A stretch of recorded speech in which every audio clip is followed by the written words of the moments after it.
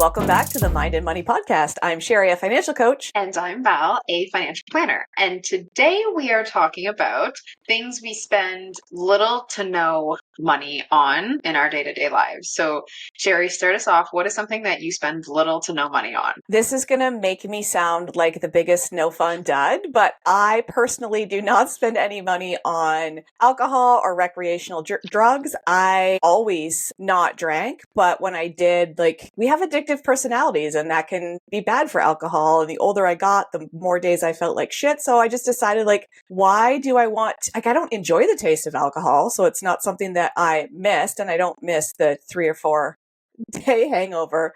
What about you, Val? What's something that's on the top of your list that you don't spend money on? Also echo you with the alcohol. And that is a huge one. That's a huge piece of your budget if you are spending money on it. Super, super expensive. But the one thing that I have on here is coffees out. And I preface this with saying daily coffees out. So if I meet with a client at a coffee shop, I'd love to keep it as local as possible to that area, but I'm not going through the drive-thru every day. I make coffees at home. You introduced me to protein coffees, which has been an awesome little game changer in the morning. So maybe an average of maybe 4 coffees out a month. So a daily drive-thru. And it's so much more fun when you can experiment at home. I know it's not as convenient, but you're also saving so much money in the grand scheme of things. Yeah.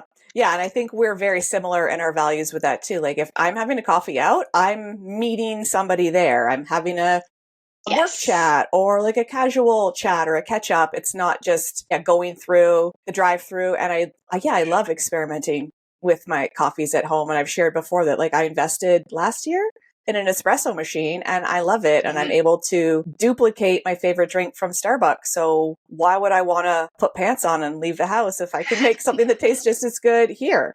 I do have a bit of a hard time when I'm going to Starbucks and spending, say, $7 to $14, depending on how many people are with me. And then knowing that it's going to a corporation. You know how we have those crunchier sides of us where we're thinking about that, where if I spend that money at a local coffee shop and I can see the owners right there, I'm I have less of a problem with that. So coffees is one. Yes, we definitely share similar values there. I have on my list full price clothing. I am a clearance / thrift / not full price clothing. Winners, always looking for the clearance rack. And even Winners in itself, I know is cheaper than it is full price somewhere. Thrifting. Love thrifting. I think I just love sometimes to just the little adventure of thrifting. But I am not spending money full price on clothes. Even for a wedding I was in last year, because I'm only going to wear the dress once, I found it on Marketplace for $50. It was my size. I didn't have to get it altered. It was so perfect. I'm in a wedding this year and I tried to do the same thing, but the color wasn't as popular, I guess. So couldn't find it, but still found one for less than $200. Fits all of the criteria, and I don't think I'll need to get it hemmed or anything. Clothing is one that you're not going to see me. I used to be have a really bad disposable income shopping problem. Yep. Really tamed that down. Really tamed it down. And I'm the same. I don't spend a lot of money clothes. I will often try and find, I don't enjoy spending money on Amazon all the time. They make it so easy to find something that's a dupe of something else. And when I say clothing, I'm primarily buying athleisure stuff, athletic stuff. I'm all comfort all the way, and some dressier stuff that's appropriate to wear somewhere that doesn't look like I just went to the gym, but that's very small portion of my wardrobe. And recently went to a wedding and it's what dress do I already have in my closet that I can just pull out and rewear? And I still got lots of compliments on it because it was a completely different group from the wedding that I had worn it to before. So figuring out how to minimize what I'm spending on clothing and create that comfort. And I wear things a really long time. This was emphasized for me a couple of weeks ago when clothes that have dates on them really bring this home for me. So a couple of race shirts that I have are 2014, 2012, and the shirt is still good. Why would I stop wearing it or donate it or throw it out? Because it still fits, it still functions, it's not falling apart. So I wearing things for a really long time. And I think I read some stats recently how 20 years ago or 40 years ago, women used to buy an average of, like, I'm totally spitballing here, but an average of 6 pieces of clothing a year and wear them for like 9 to 12 years. And then Mhm. fast forward to today, I think the number was like 26 was the average number of pieces of clothing that a woman buys in a year.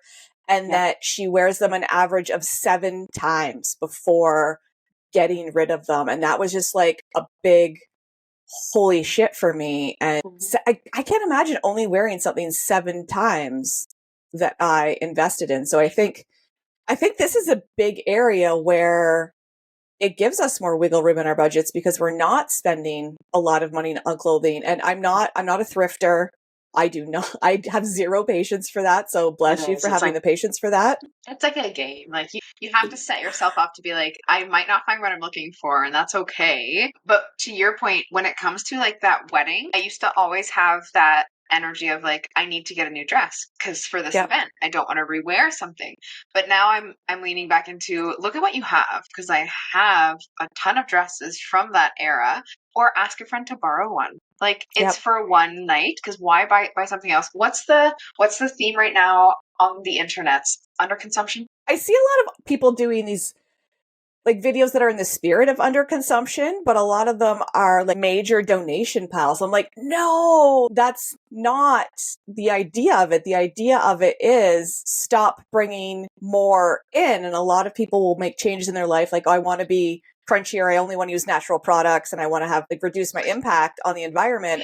And they Yeah. will get rid of a massive amount of things. I'm like, by throwing out things that are usable products, that has a much bigger impact on the environment. Like, use up what you have. So yes, Yes. it's more of a minimalist trend when people are like having big closet overhauls. And yes, it's great to donate them so people like you can find them at the thrift stores. But Mhm. I think the underconsumption at its core is how can you use what you have and spend less to bring fewer things into the Yes. home? Yep. Yes. And putting that pause in place before you're gonna go do something. Like, I need to go and buy this. We're like, pause. I don't need a new dress for that wedding. So clothes were similar, same vibes there. I did put in here because we had talked about this. I spend little to no money on. I used to get my eyelashes done.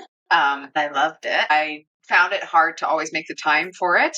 I used to always get my nails done too. And it was a bit of a therapy session. So it was like I loved it as well, but then I'm looking at okay, like that's probably I had a client, she did eyelashes, nails, and hair.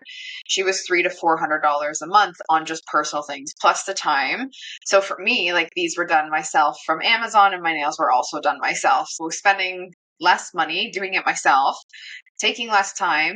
No, it's not the same experience, but sacrificing that to know that it's the financial gain. And every now and then, yeah, I'll probably go and get them done professionally as like a treat, but it's not consistent. Yep.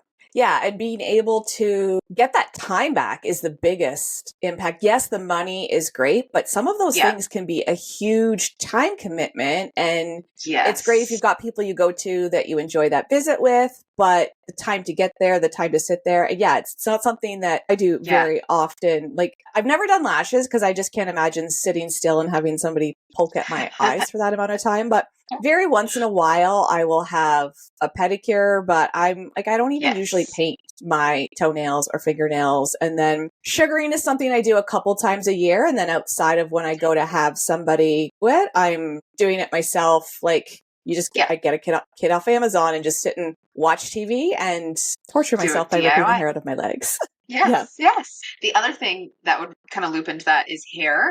Maybe once a year, have like a professional cut my hair, and it's typically just when I'm feeling like an itch. I'm like, "Ooh, I should have someone else try to cut this," and then I'm like, go back to doing it myself. So I cut my own hair. I don't dye it. That's just like my own choice. But Yep. I don't spend a lot of time and money on hair care in terms of like maintenance products. Even then, now that I've kind of figured out what products work for me, pretty streamlined. Yeah.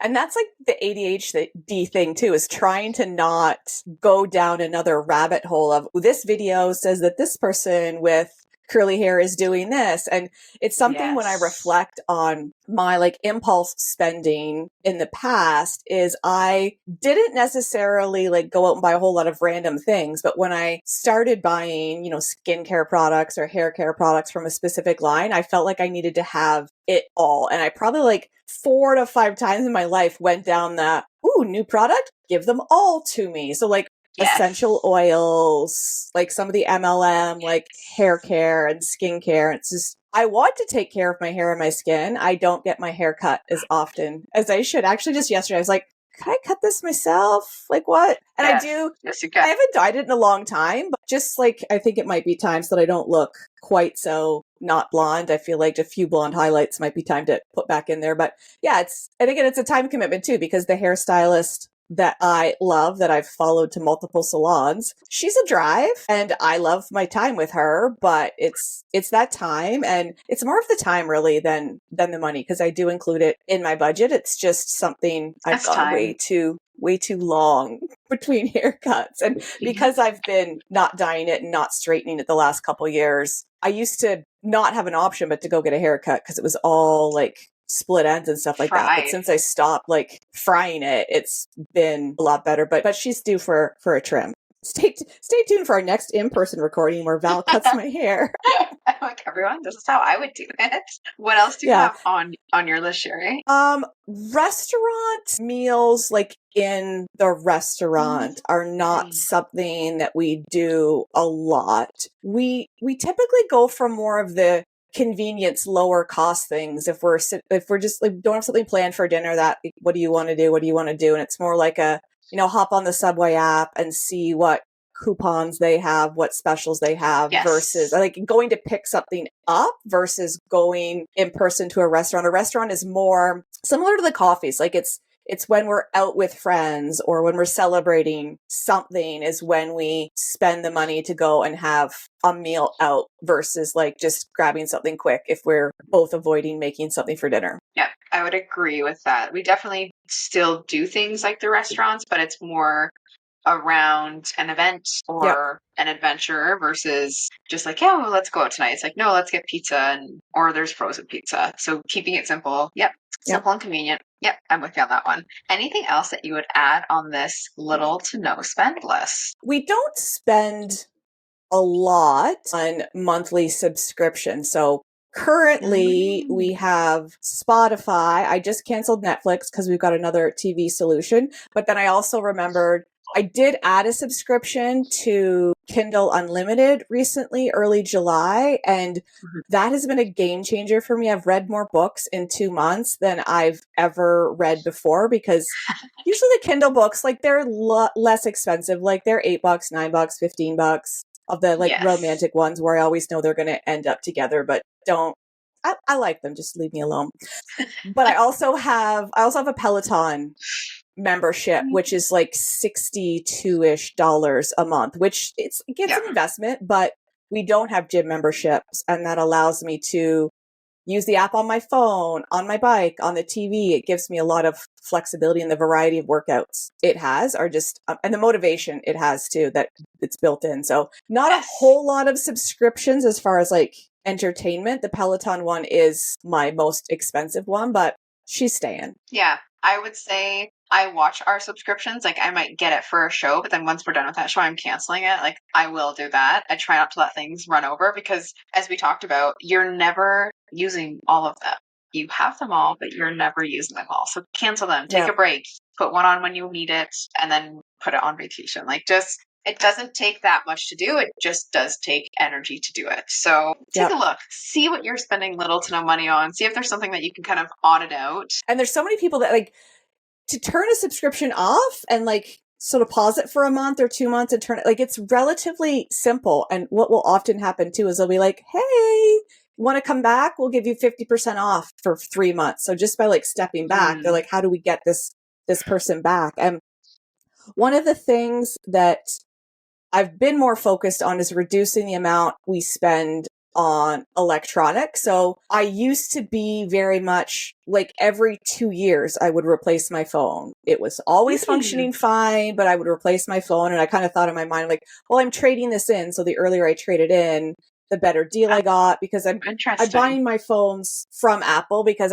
when you buy them through your phone provider, they force you into higher plans, and I don't like that. So I buy them directly from Apple, but I've really been focusing on like what issue is with this device, and how can I repair it without replacing it. So I had my Apple Watch battery replaced earlier this year, which then made it less waterproof, which I then believe I soaked. So then it bit the dust, but it gave me a couple of more months. And like my phone's getting older. I think it's 3-4 years. I bought a refurbished iPad. So thinking about how you can maintain things versus always replacing them with electronics, but also with other things. Like we live in such it's broken by a new one. Yes. Throw it away. YouTube will show you how to fix it. I went down a rabbit hole of how to fix my like Roomba vacuum cleaner years ago, and I can now take that thing apart and lubricate the gears, and a specific video just how to fix it. So there's a lot of things that we can do that maintain things for longer in our lives. And one of the things too, I just said like I'll look for refurbished electronics and stuff like that. I try to avoid cheap versions of things. So like if there's this like genuine like brand that made this thing and it's got really good reviews and it's got really good quality, if there's something that's like lower cost but it's got like crap reviews, it's just like try to not do that. And then I say this, I'm reflecting on my AirPod experience. My AirPods only last for about like 45 minutes, and I've gotten back into running, and I'm going to be running longer than that. And in the mail right now are my second or third pair of Amazon dupes. I'm trying to find the replacement. And really, when I reflect on this, I probably should have just bought the Apple AirPods that I knew fit my ears, that I knew worked. I could have bought an identical one. So it's got me reflecting a little bit. Maybe I just return them and get the real ones. I just did the same thing with a hand blender, as we talked about. I got the cheaper one. It was like $16. And I think the one that I had bought originally that I broke was maybe $25. So not that much more. But I'm like, well, this one looks good still. Absolutely not the same power. So I'm like, I should have just gotten what I knew worked. And I knew it worked well.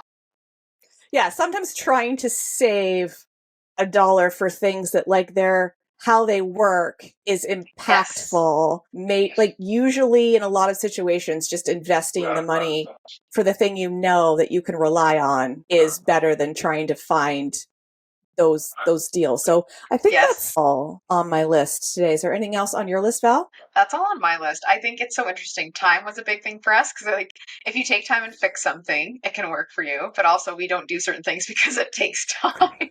So where we value our time, what we value our time doing, and yes, finding deals, but always like also weighing out quality over quantity. Yep. Yeah. I love that. I love that. It's just like this video, like this podcast isn't to shame you for anything that you buy. Like you buy and spend your money how you want it. And we just thought we'd share the things that we tend to avoid or not spend a lot of money on to help you kind of reflect and evaluate when you're looking at your spending to think like, do I really get as much value as the cost for these different things that I'm spending my money on? Yes. Yes. So thanks for listening. And we will catch you next time on the Mind of Money podcast.